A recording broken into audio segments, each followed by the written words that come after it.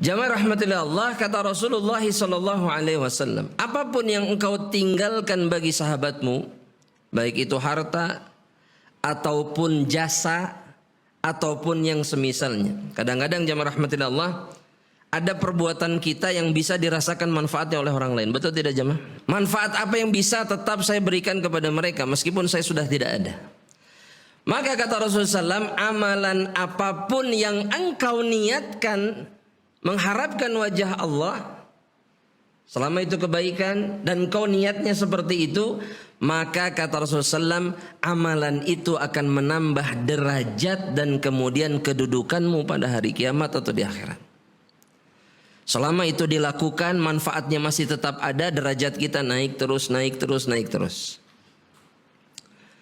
Gak selesai-selesai jemaah.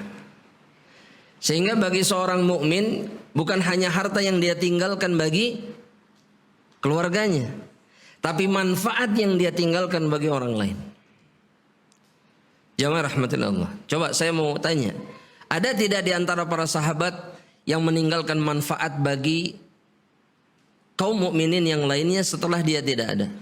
Utsman bin Affan, apa kebaikan yang ditinggalkan oleh Utsman?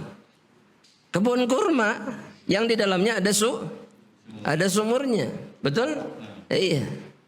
Sampai detik ini Pak, kebun kurmanya masih ada, sumurnya masih mengalir, dan hasilnya itu masih menghidupi 2 Masjidil Haram.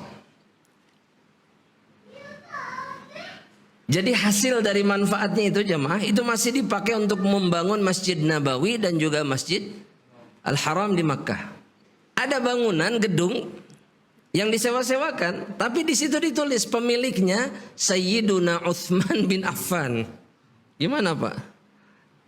Orangnya sudah tidak ada ribuan tahun, tapi pemilik bangunan itu Utsman bin Affan radhiyallahu taala anhu.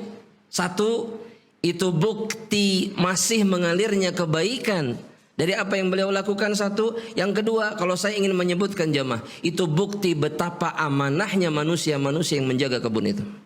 Mereka tahu ini punya Utsman dan Utsman mewakafkannya di jalan Allah.